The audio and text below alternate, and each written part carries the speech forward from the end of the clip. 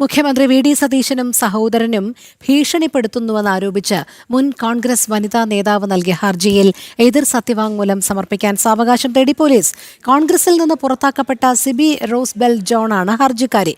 Thevara SHO V D. Satheesan ഉൾപ്പെടെയുള്ള എതിർ കക്ഷികളാണ് മറുപടി അറിയിക്കേണ്ടത്.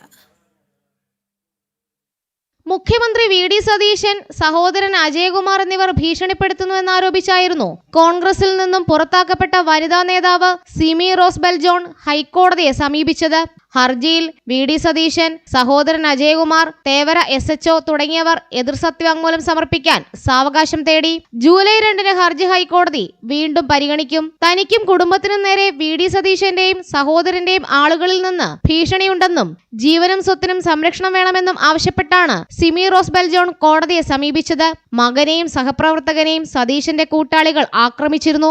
ഇലക്ഷൻ സമയത്ത് തനിക്ക് വി.ഡി. സതീശൻ പണം നൽകാൻ ശ്രമിച്ചതായും എന്നാൽ അഴിമതി പണമായതിനാൽ താനത് നിരാകരിച്ചുവെന്നും ഹർജിക്കാരി ആക്ഷേപം ഉന്നയിച്ചിട്ടുണ്ട്.